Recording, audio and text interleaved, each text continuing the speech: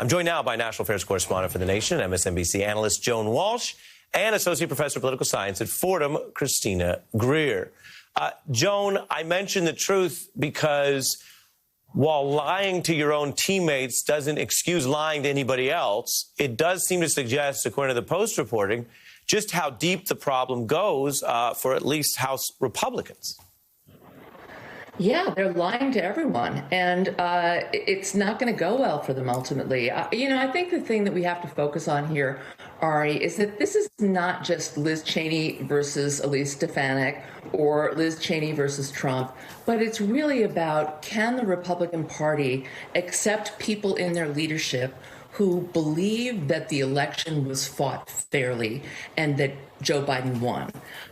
It was audited many times. It was certified by many Republican elected officials. And yet this woman, who I've never been close to, we've had our clashes, is being driven out of leadership, not out of the party, but who knows where her election will go, because that is the one thing that she will not support. And I think it's great that Adam Kinzinger is kind of backing her, but that's about it. So it's become, people are like, oh, it's cowardly, they need to support Trump, but it's more like they need to support the idea that Trump has brought to them, that he was defeated, that Democrats can't win legitimately. And it's also behind all of their horrible voter suppression pitches as well. So it's very deep, and it's going to continue to be very interesting.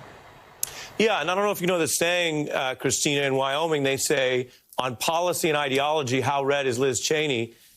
Redder than Christina Greer's glasses, because she is a full-blown right-winger. You don't get into House leadership in this era without being a right-winger. And I'm not here to tell anybody that Liz Cheney's less of a right-winger today than she was a year ago. She's a right-winger. The only thing that's happened is this cultism that we have to call it for what it is in the party. And so with that in mind, I want to play a little bit of what our own reporters, Cal Perry, found out in Wyoming, how this is playing out for her. Again, with her being from a family legacy of right-wingers. Take a look. You're not supposed to go vote your conscience to represent Wyoming. You're supposed to represent Wyoming. She basically stabbed us in the back with, she felt it was the right thing to do. Well, I didn't vote for her feelings. She's a traitor. Why? What did she do? Well, she's a Republican, and then she votes against the Republican president. She's a traitor. Professor? I mean, first of all, we need to look at Wyoming as a state, so these folks that were interviewed pretty much represent a large swath of the conservative ideology of Wyoming. But Ari, you made a really interesting point that I think is really necessary, which bolsters Joan's point. Liz Cheney is from a longstanding hardcore right-wing or Republican family. They represent sort of the Bush-Cheney era, not just from, Bush 41, but, sort of the Reagan, H.W. Bush era as well. And now we see the Republican Party has moved so far away from that foundation. I mean, these are people who are willing to let go of their representatives because they don't believe that bamboo traces are found in ballots in Arizona. I mean, they're willing to believe in these wide conspiracy theories just to hold up lies that Donald Trump, who's not even in office, is just permeating through the party on a daily basis. And he's essentially holding them hostage until 2024. We'll see how it works out in 2022. I mean, the Republican faction that believes that the election was stolen from Donald Trump, that believe in conspiracy theories, that believe that January 6th was just, peaceful protesters and we're just making a tempest in a teapot. Those are folks that are very loud, but I don't think they represent the majority of the Republican Party. They may represent the majority of primary voters across the country. And that's what Kevin McCarthy and his supporters are really thinking about, their own protection during many of these sort of very Republican primary districts where they know that those supporters who believe in election lies and definitely support Donald Trump are going to be the ones who turn out during a primary. And that's who they're constantly thinking about, not the larger party, not the future of the party, and definitely not the American people. Well, I appreciate you saying that, Professor, because this is where, Joan, it is as serious as a heart attack with everything we lived through January 6th. and a country that's had its share of political violence and domestic terrorism against often marginalized groups. So it's not a joke to run around under the color of law and the political legitimacy that is traditionally afforded elected officials and say things you know to be false that will have dire consequences.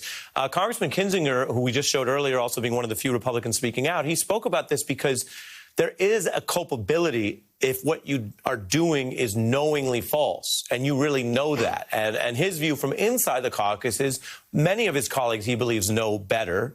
And by saying they know better, he's impugning them, saying it makes it all the worse what they're doing. Take a look.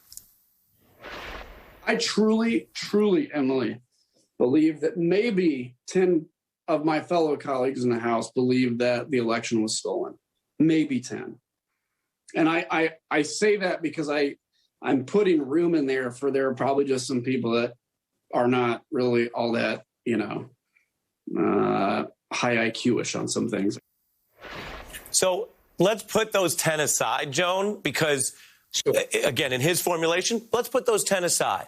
What he's saying is the other 90+% know better and are saying things that already did lead to the reaction on January 6th, and now they're doubling down on it.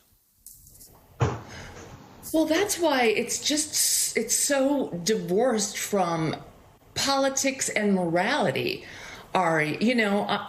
I don't know what these people believe. They don't necessarily believe that, and yet they're playing with fire. We've already had this horrible insurrection that killed 5 people. We have more people threatening all the time.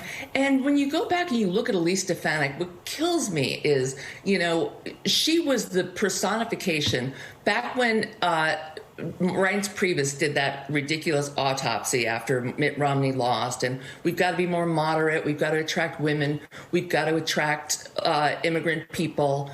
She ran in 2014. She won. She was that person. She opposed the Trump tax cuts. She supported climate change legislation and some kind of immigration softening or decency.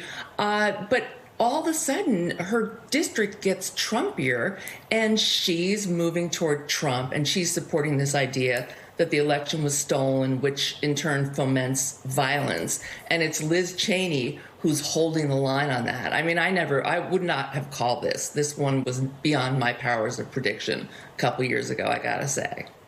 Yeah, I would love to do one of those tricks where we could have Joan Walsh opposing the Iraq War and, 02. Talked to Joan Walsh today about where the Cheney brand is, but it is unpredictable, and some of it in a bad way because we're seeing the floor get moved lower underground.